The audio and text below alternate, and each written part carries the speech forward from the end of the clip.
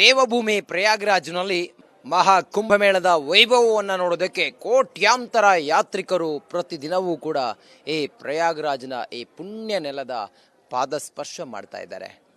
ಗೋಪಾಲ್ಜಿಯವರು ಕೂಡ ಆಗಮಿಸಿದ್ದಾರೆ ಅಯೋಧ್ಯೆಯಿಂದ. ಮಾತಾಡಿಸ್ತೀನಿ. ಗೋಪಾಲ್ಜಿ ನಮಸ್ಕಾರ, ಹೇಗಿದ್ದೀರಿ? ಹಾಂ, ಚೆನ್ನಾಗಿದ್ದೀನಿ.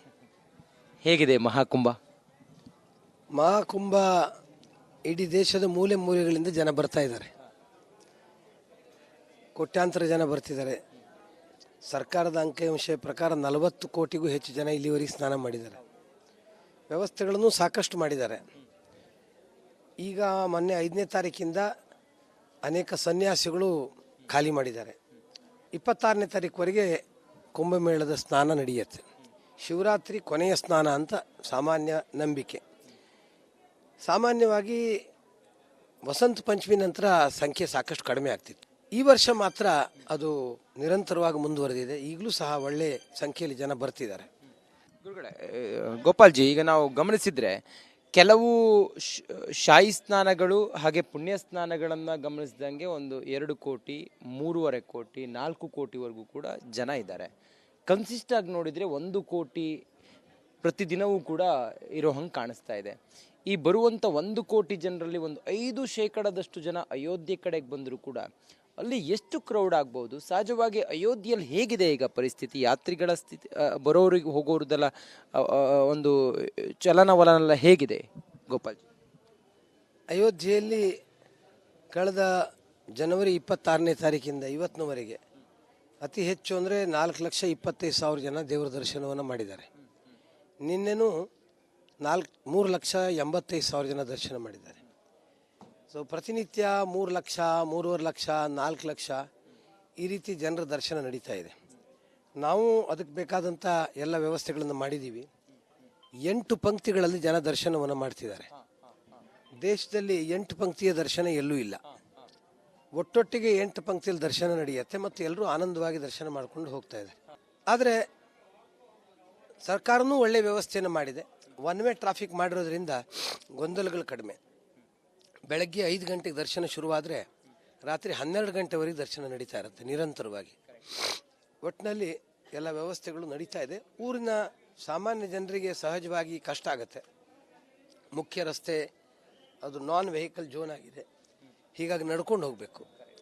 ಯಾತ್ರಾರ್ಥಿಗಳು ಅಯೋಧ್ಯೆಯಲ್ಲಿ ಸಾಮಾನ್ಯವಾಗಿ 5 ಕಿಲೋಮೀಟರ್ ನಡಿಬೇಕಾಗತ್ತೆ. ಒಟ್ಟು ಪ್ರಯಾಗ್ನಲ್ಲಿ ಇದ್ದಷ್ಟು ನಡೆಯೋ ಅವಶ್ಯಕತೆ ಇಲ್ಲ, ಆದರೆ ಒಂದು 5 ಕಿಲೋಮೀಟರ್ ನಡಿಬೇಕಾಗತ್ತೆ ಅಯೋಧ್ಯೆಯಲ್ಲೂ ಸಹ. ಒಂದು ವಿಶೇಷ ಅಂದರೆ ಇಷ್ಟೆಲ್ಲ ಜನ ನಿಬಿಡ ದರ್ಶನದ ನಡುವೆ 1.5 ಗಂಟೆ ಮ್ಯಾಕ್ಸಿಮಮ್ನಲ್ಲಿ ದರ್ಶನ ಆಗಿಬಿಡುತ್ತೆ. ನಮ್ಮ ಕ್ಯೂನಲ್ಲಿ ನಿಂತ 45 ನಿಮಿಷ 50 ನಿಮಿಷ, ಹೆಚ್ಚು ಅಂದರೆ 1.5 ಗಂಟೆಯಲ್ಲಿ ದರ್ಶನ ಮಾಡ್ಕೊಂಡು ಹೊರಗಡೆ ಬರ್ತಾರೆ. ವ್ಯವಸ್ಥೆಗಳೆಲ್ಲ ಸರಿಯಾಗಿ ನಡೀತಾ ಇದೆ. ಗೋಪಾಲ್ಜಿ, ಅಯೋಧ್ಯೆಯಲ್ಲಿ ರಾಮ ಜನ್ಮಭೂಮಿಯ ಪ್ರಾಣ ಪ್ರತಿಷ್ಠಾಪನೆಯ ಆ ಸಮಯಕ್ಕೂ ಈ ಮಹಾಕುಂಭಮೇಳದ ಈ ಪುಣ್ಯಗಳಿಗೆಗೂ ತಾವು ನೋಡಿದ ಹಾಗೆ, ತಾವು ಒಂದು 3-4 ದಿನದಿಂದ ಮಹಾಕುಂಭಮೇಳದಲ್ಲಿ ಇದ್ರಿ, ಏನು ಸಾಮ್ಯತೆ ಇದೆ ಅಂತ ಅನಿಸುತ್ತೆ ಅಥವಾ ಏನಿಲ್ಲ ವ್ಯತ್ಯಾಸ ಅಂತ ಅನಿಸುತ್ತೆ ಗುರುಗಳೇ? ಯಾತ್ರಿಗಳೆಲ್ಲರೂ ಕೂಡ ಅಲ್ಲೂ ಕೂಡ ಇದ್ರು, ಇಲ್ಲೂ ಕೂಡ ಇದ್ದಾರೆ. ವ್ಯತ್ಯಾಸ ಏನು ಅನ್ಸುತ್ತೆ ತಮಗೆ?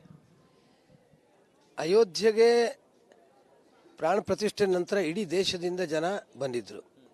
23ನೇ ತಾರೀಕು, 22 ಪ್ರಾಣ ಪ್ರತಿಷ್ಠೆ ಆಯಿತು. 23ನೇ ತಾರೀಕು ಬಹಳ ದೊಡ್ಡ ಪ್ರಮಾಣದಲ್ಲಿ ಜನ ಹರಿದು ಬಂತು. ಆದರೆ ಸುಮಾರು 1-1.5 ತಿಂಗಳಲ್ಲಿ ಅದರದ್ದು ಪ್ರಕ್ರಿಯೆ ನಿಧಾನವಾಗಿ ನಾರ್ಮಲಿಗೆ ಬಂತು. 50ರಿಂದ 60,000, 70,000, 80,000, ಶನಿವಾರ ರವಿವಾರಗಳಲ್ಲಿ 1 ಲಕ್ಷ, ಈ ರೀತಿ ಒಂದು ಜನರಲ್ ಟ್ರೆಂಡ್ ನಿರ್ಮಾಣವಾಯಿತು. ಇಲ್ಲೂ ಹಾಗೆ ನೋಡಿದರೆ ಕುಂಭಕ್ಕೂ ಬರ್ತಾ ಇರೋರು ಇಡೀ ದೇಶದಿಂದ ಬರ್ತಿದ್ದಾರೆ. ನನಗೆ ಪರಿಚಯ ಇರುವಂತಹ ಅನೇಕ ಕುಟುಂಬಗಳಲ್ಲಿ ಅರ್ಧ ಜನ ಮೊದಲು, ಅರ್ಧ ಜನ ಆಮೇಲೆ, ಅಂದರೆ ಎಲ್ಲರೂ ದರ್ಶನ ಮಾಡಬೇಕು ಅಂತ ಇಲ್ಲಿಗೆ ಬರ್ತಿದ್ದಾರೆ. ಆದರೆ ಇಲ್ಲಿ ವಿಶಾಲವಾದಂಥ ಜಾಗ ಇದೆ, ಗಂಗೆ ತಟದಲ್ಲಿದೆ. ಹೀಗಾಗಿ ಕುಂಭ ಸ್ನಾನಕ್ಕೆ ಬಂದವರಿಗೆ ವಿಶಾಲವಾದಂಥ ಜಾಗ ಇರೋದರಿಂದ ಬೇಗ ಸ್ನಾನ ಆಗುತ್ತೆ, ಹೋಗ್ತಿದ್ದಾರೆ. ಒಂದೇ ಕಷ್ಟ ಆಗೋದು ಬರೋರಿಗೆ ನಡಿಬೇಕಾಗತ್ತೆ.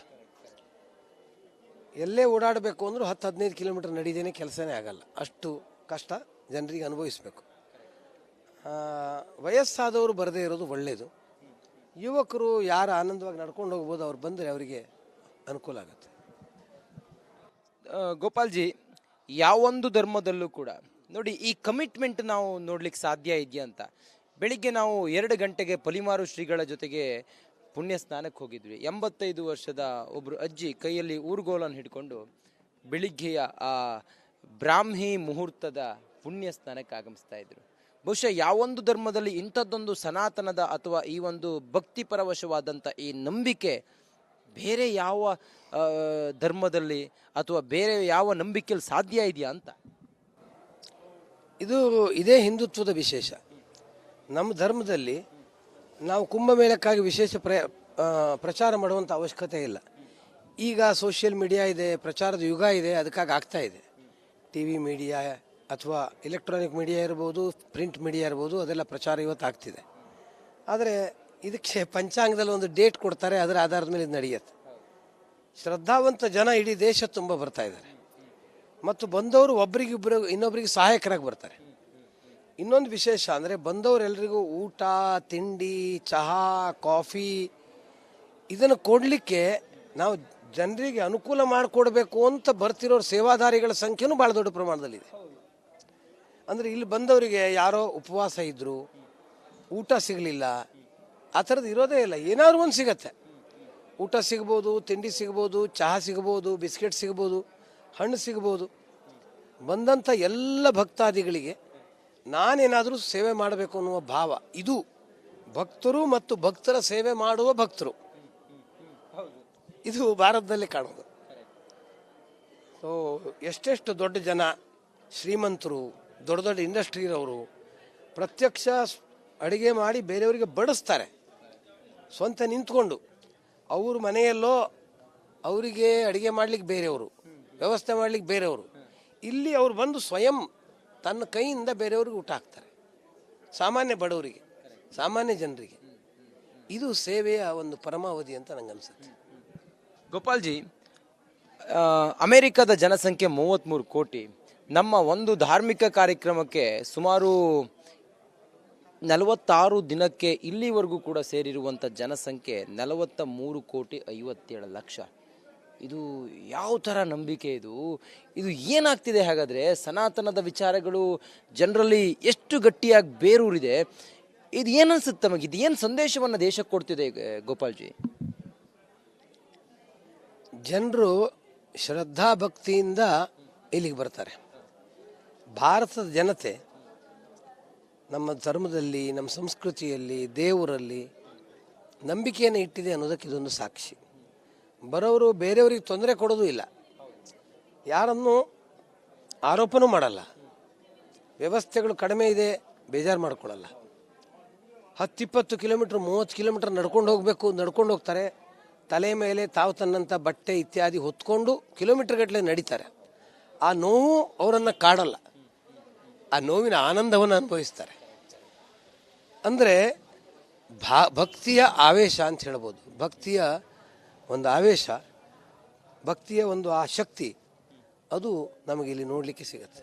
ಗೋಪಾಲ್ಜಿ, ನಾವು ಎಷ್ಟು ಭಾಗ್ಯವಂತರು ಅಂತ ಹೇಳಿದರೆ, 500 ವರ್ಷಗಳ ಹೋರಾಟದ ನಂತರ ಅಯೋಧ್ಯೆಯಲ್ಲಿ ರಾಮನನ್ನು ನಾವು ನೋಡಿದ್ವಿ ಪ್ರಾಣ ಪ್ರತಿಷ್ಠಾಪನೆ ಮಾಡಿ. ಈಗ ಸುಮಾರು 3 ಪೀಳಿಗೆಯೂ ಕೂಡ ನೋಡಲು ಅಸಾಧ್ಯವಾದಂಥ ಮಹಾಕುಂಭವನ್ನು ನಾವು ನೋಡ್ತಾ ಇದ್ದೀವಿ. ನಾವೆಂಥ ಭಾಗ್ಯವಂತರು ಗೋಪಾಲ್ಜಿ. ಸ್ವಾಭಾವಿಕ. ಅಯೋಧ್ಯೆಯ ರಾಮ ಮಂದಿರದ ಹೋರಾಟಕ್ಕಾಗಿ ಬಲಿದಾನ ಮಾಡಿದವರೇ ಸಾವಿರಾರು ಜನ. ಅದಕ್ಕಾಗಿ ಸದಾಕಾಲ ನಿಂತ್ಕೊಂಡು ಕೆಲಸ ಮಾಡಿದಂಥ ಅಶೋಕ್ ಸಿಂಗಲ್ ಇವತ್ತಿಲ್ಲ, ಪೇಜಾವರ ಸ್ವಾಮಿಗಳಿಲ್ಲ. ಆದರೆ ಅವರು ಹಾಕಿರುವಂಥ ಒಂದು ಅಡಿಪಾಯ, ಅದರ ಪರಿಣಾಮವಾಗಿ ನಾವು ಯಾರು ಇವತ್ತಿನ ಪೀಳಿಗೆಯಲ್ಲಿ ಇವತ್ತು ಬದುಕಿದ್ದೀವಿ, ನಮಗೆ ಈ ಒಂದು ಅದ್ಭುತವಾದಂತಹ ಒಂದು ಘಟನೆಯನ್ನು ನೋಡುವಂಥ ಅವಕಾಶ ಸಿಕ್ಕಿದೆ. ರಾಮ ಮಂದಿರದ ಬಗ್ಗೆ ಜನ ಹೇಳ್ತಿದ್ರು, ನೀವು ಬರೀ ಹೋರಾಟ ಮಾಡ್ತೀರಾ, ಅದೇನು ಸಿಗೋದಿಲ್ಲ ಬಿಡಿ, ರಾಮ ಮಂದಿರ ವಹಿ ಬನಾಯಂಗೆ ತಾರೀಖ್ ನಹಿ ಬತಾಯಂಗೆ, ಹೀಗೆ ನಮ್ಮನ್ನು ಅನೇಕ ಜನ ಪೀಡಿಸ್ತಿದ್ರು. ಆದರೆ ಅದೂ ಆಗಿಬಿಡ್ತು. ಬಂದಂಥ ಎಲ್ಲ ಜಾತಿ, ಭಾಷೆ, ಪ್ರಾಂತ, ಪಂಗಡ, ಪಕ್ಷ ಎಲ್ಲರನ್ನೂ ನಾವು ಹತ್ತಿರದಿಂದ ನೋಡಿದ್ದೀನಿ. ಅನೇಕ ಜನ ಕಣ್ಣೀರು ಹಾಕ್ತಾರೆ, ಅಕ್ಷರಶಃ ಕಣ್ಣಲ್ಲಿ ನೀರು ಉದುರುತ್ತೆ. ಇಡೀ ದೇಶ ಮತ್ತು ಇಡೀ ಪ್ರಪಂಚವನ್ನು ಜೋಡಿಸುವಂಥ ಒಂದು ಕೇಂದ್ರ ಬಿಂದುವಾಗಿ ಅಯೋಧ್ಯೆ ಅರಳಿದೆ. ಇಂಥ ಒಂದು ದೃಶ್ಯವನ್ನು ನೋಡಲಿಕ್ಕೆ ನಾವು ಬದುಕಿದ್ದೀವಲ್ಲ, ಮತ್ತು ವಿಶೇಷವಾಗಿ ನಾನು ಅಯೋಧ್ಯೆ ಇರೋದ್ರಿಂದ ನನ್ನ ಆ ದೃಷ್ಟಿಯಿಂದ ಸೌಭಾಗ್ಯಶಾಲಿ ಅಂತ ನಾನು ಭಾವಿಸ್ತೀನಿ. ಗೋಪಾಲ್ಜಿ, ಇದು ದೇಶಕ್ಕೆ ಮತ್ತೆ ವಿಶ್ವಕ್ಕೆ ಇಂಥದ್ದೊಂದು ಧಾರ್ಮಿಕ ಕಾರ್ಯಕ್ರಮ, ಇಷ್ಟು ಸನಾತನಿಗಳ ಒಂದು ಸಮ್ಮಿಲನ ಸಮಾಗಮ ಎಷ್ಟು ಅಗತ್ಯ ಇತ್ತು ಅಂತೇಳಿ ತಮ್ಗನ್ಸುತ್ತೆ ಗೋಪಾಲ್ಜಿ? ದೇಶದ ಅಗತ್ಯತೆಗಳನ್ನು ಈ ಕುಂಭ ಪೂರೈಸುತ್ತೆ ಅಂತ ನಂಗೆ ಅನಿಸೋದಿಲ್ಲ. ಜನರ ಶ್ರದ್ಧೆ ಭಕ್ತಿ ಬರ್ತಾರೆ, ಆದರೆ ಭಾರತದಲ್ಲಿ ಶ್ರದ್ಧಾ ಭಕ್ತಿಯ ಜೊತೆಗೆ ರಾಷ್ಟ್ರಭಕ್ತಿಯ ಭಾವ ಅರಳಬೇಕು. ಕೇವಲ ಕುಂಭದ ಸಮಯದಲ್ಲಿ ಬಂದು ಸ್ನಾನ ಮಾಡಿ ಹೋಗ್ಬಿಟ್ರೆ ಮಾತ್ರ ಸಾಲದು. ಅದರ ಜೊತೆಗೆ ದಿನನಿತ್ಯದ ಜೀವನದಲ್ಲಿ ಇಡೀ ರಾಷ್ಟ್ರ ಒಂದು, ರಾಷ್ಟ್ರದ ಪ್ರತಿಯೊಬ್ಬ ವ್ಯಕ್ತಿ ನನ್ನವನು ಅನ್ನುವ ಭಾವ, ಜಾತಿ ಭಾಷೆ ಪ್ರಾಂತ ಇದು ಯಾವ ಭೇದ ಇಲ್ಲದೆ ಎಲ್ಲರೂ ನನ್ನವರು.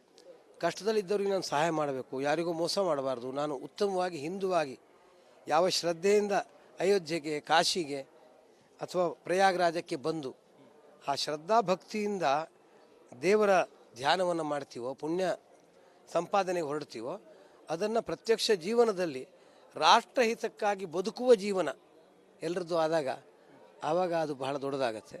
ಕುಂಭ ಅದಕ್ಕೊಂದು ಪ್ರೇರಣೆ ಸಿಗ್ಬೋದು. ಆ ಪ್ರೇರಣೆಯನ್ನು ಮನಸ್ಸಿನಲ್ಲಿಟ್ಕೊಂಡು ನಿತ್ಯ ಜೀವನದಲ್ಲಿ ಅದನ್ನು ಅಳವಡಿಸ್ಕೊಳ್ಳುವಂಥ ಶಕ್ತಿ ದೇವರು ಅವ್ರಿಗೆ ಕೊಡಬೇಕು ಅಂತ ನಂಗೆ ಅನಿಸುತ್ತೆ. ಗೋಪಾಲ್ಜಿ, ಕೊನೆಯದಾಗಿ ಈಗ ಅಯೋಧ್ಯೆಯಲ್ಲಿ ರಾಮನ ಮಂದಿರವನ್ನು ಪ್ರತಿಷ್ಠಾಪನೆ ಮಾಡುವಲ್ಲಿ ಉತ್ತರ ಪ್ರದೇಶದ ಮುಖ್ಯಮಂತ್ರಿ ಯೋಗಿ ಆದಿತ್ಯನಾಥ್ ಹಾಗೆ ಪ್ರಧಾನಿ ನರೇಂದ್ರ ಮೋದಿ ಅವರ ಒಂದು ಶ್ರಮವೂ ಕೂಡ ಇದರಲ್ಲಿದೆ. ಅದರಂತೆ ಯೋಗಿ ಆದಿತ್ಯನಾಥ್ ಅವರ ಅಚ್ಚುಕಟ್ಟಾದಂಥ ನಿರ್ವಹಣೆಯನ್ನು ನಾವು ಮಹಾಕುಂಭಮೇಳದಲ್ಲಿ ನೋಡ್ತಾ ಇದ್ದೀವಿ. ಈ ಮಹಾಕುಂಭದ ನಂತರ ಯೋಗಿ ಆದಿತ್ಯನಾಥ್ ಅವರ ವರ್ಚಸ್ಸು ಜಾಗತಿಕವಾಗಿ ಅಥವಾ ರಾಷ್ಟ್ರೀಯ ಮಟ್ಟದಲ್ಲಿ ಏನಾದರೂ ಒಂದು ಬದಲಾವಣೆ ಆಗುತ್ತೆ, ಅಥವಾ ಒಂದು ದೊಡ್ಡ ಮಟ್ಟದಲ್ಲಿ ಒಂದೊಂದು ಸಂಚಲನ ಆಗ್ಬೋದು ಅವರ ಒಂದು ಈ ಎಲ್ಲ ಆಡಳಿತ ಅನ್ನೋದ್ರ ಬಗ್ಗೆ ಏನಾದರೂ ತಮಗೆ ಅನಿಸುತ್ತಾ? ಅವರು ಉತ್ತಮವಾಗಿ ಕೆಲಸ ಮಾಡ್ತಾ ಇದ್ದಾರೆ. ತೀರ್ಥಕ್ಷೇತ್ರಗಳ ಅಭಿವೃದ್ಧಿ, ನಮ್ಮ ಸಂಸ್ಕೃತಿಯ ಬಗ್ಗೆ ಇರುವಂಥ ಅವರಿಗೆ ಇರುವಂಥ ಶ್ರದ್ಧೆ, ಅನ್ಯಾಯವನ್ನು ಸಹಿಸದೇ ಇರುವಂತಹ ಎದೆಗಾರಿಕೆ, ದುಷ್ಟ ಶಕ್ತಿಗಳನ್ನು ಮಟ್ಟ ಹಾಕುವಂಥ ಒಂದು ಸಾಮರ್ಥ್ಯ ಮತ್ತು ಸುಗಮವಾದಂತಹ ಉತ್ತಮವಾದಂತಹ ಜನರಿಗೆ ಅನುಕೂಲವಾದಂಥ ಆಡಳಿತ, ಇದು ಅವರ ವಿಶೇಷತೆ. ಅವರಿಗೆ ಅವರು ಸ್ವಸಾಮರ್ಥ್ಯದಿಂದನೇ ಮುಂದೆ ಬಂದೇ ಬರ್ತಾರೆ. ಮತ್ತು ಯಾರು ದೇವರ ಕಾರ್ಯವನ್ನು ಚೆನ್ನಾಗಿ ಮಾಡ್ತಾರೋ ದೇವರು ಅವರಿಗೆ ಆಶೀರ್ವದಿಸ್ತಾನೆ. ಅವರ ಮನಸ್ಸು ಉತ್ತಮವಾಗಿರೋದ್ರಿಂದ ದೇವರು ಅವ್ರ ಜೊತೆಗಿದ್ದಾನೆ ಅಂತ ನಂಗೆ ಅನಿಸುತ್ತೆ. ಒಬ್ಬ ಸಂತನಿಗೆ, ಒಬ್ಬ ಸಾಧುವಿನ ಕೈಯಲ್ಲಿ ಆಡಳಿತವನ್ನು ಕೊಟ್ಟರೆ ಹೇಗೆ ಅವರು ದೇಶವನ್ನು ನಿಭಾಯಿಸಬಹುದು ಅನ್ನೋದಕ್ಕೆ ಮಹಾಕುಂಭ ಸಾಕ್ಷಿ ಅಂತೇಳಿ ಹೇಳ್ತಾ ಇದ್ದಾರೆ ಒಂದು ಕಡೆಯಲ್ಲಿ. ಮತ್ತೊಂದು ಕಡೆಯಲ್ಲಿ ಒಂದು ಹಿಂದೂಗಳೆಲ್ಲರೂ ಕೂಡ ಜೊತೆಯಾಗಿದ್ದರೆ ಆ ದೇಶ ಹೆಂಗಿರುತ್ತೆ ಅನ್ನೋದಕ್ಕೆ ಮಹಾಕುಂಭ ಸಾಕ್ಷಿ ಅಂತೇಳಿ ಸಾಮಾಜಿಕ ಜಾಲತಾಣದಲ್ಲೆಲ್ಲ ಚರ್ಚೆ ಇದೆ. ಇದ್ರ ಬಗ್ಗೆ ತಮ್ಮ ಅಭಿಪ್ರಾಯ ಏನು ಗುರುಗಳೇ? ಕೇವಲ ಒಬ್ಬ ಮುಖ್ಯಮಂತ್ರಿ ಮಾಡ್ತಾರೆ ನಂಗೆ ಅನಿಸೋದಿಲ್ಲ. ವ್ಯವಸ್ಥೆಗಳಲ್ಲಿ ಅಧಿಕಾರಿಗಳ ಪಾತ್ರನೂ ಭಾಳ ದೊಡ್ಡದಿದೆ. ಕರ್ನಾಟಕದವರೇ ಆದಂಥ ಕಿರಣ್ ಆನಂದ್ ಇದ್ದಾರೆ, ಅವರು ಬಹಳ ಒಳ್ಳೆಯ ಕೆಲಸವನ್ನು ಮಾಡಿದ್ದಾರೆ. ಇಲ್ಲಿನ ಅಧಿಕಾರಿಗಳು, ಸಾಮಾನ್ಯ ಜನ, ಹಾಗೆ ಸಂತರು ಎಲ್ಲರೂ ಸೇರಿಕೊಂಡು ಇದಕ್ಕೊಂದು ಶಕ್ತಿಯನ್ನು ತುಂಬಿದ್ದಾರೆ. ಎಲ್ಲರದ್ದು ಪಾತ್ರ ಇದೆ. ಸಹಜವಾಗಿ ನೇತೃತ್ವ ಆದಿತ್ಯನಾಥರದ್ದು. ಸೊ ಅವ್ರಿಗೆ ಈ ತೀರ್ಥಕ್ಷೇತ್ರಗಳ ಬಗ್ಗೆ ಶ್ರದ್ಧೆ, ತೀರ್ಥಕ್ಷೇತ್ರಗಳ ವಿಕಾಸದ ಬಗ್ಗೆ ಒಂದು ನಂಬಿಕೆ ಇರೋದರಿಂದ ಅವರ ಪರಿಶ್ರಮನೂ ಸಹ ಇದರೊಳಗೆ ನಮಗೆ ಲಾಭವಾಗಿದೆ ಅಂತ ಅನಿಸುತ್ತೆ. ನೇತೃತ್ವ ಚೆನ್ನಾಗಿದ್ದರೆ ಉಳಿದವರು ಜೊತೆಗೂಡ್ತಾರೆ ಅನ್ನೋದಕ್ಕೆ ಉತ್ತರ ಪ್ರದೇಶದ ಮಹಾಕುಂಭ ಸಾಕ್ಷಿ. ನೋಡಿ, ಇದು ಪ್ರಯಾಗ್ರಾಜ್ನ ಮಹಾಕುಂಭದ ಬಗ್ಗೆ ಗೋಪಾಲ್ಜಿಯವರು ನೋಡಿದ ದೃಷ್ಟಿ. ಕ್ಯಾಮ್ರಾ ಪರ್ಸನ್ ಲಕ್ಷ್ಮೀಪುತ್ರ ಜೊತೆಗೆ ನಾನು ಪ್ರಯಾಗ್ರಾಜ್ನಿಂದ ರಂಜಿತ್ ಶ್ರೀಯಾರ್, ರಿಪಬ್ಲಿಕ್ ಕನ್ನಡ. ನಮಸ್ಕಾರ.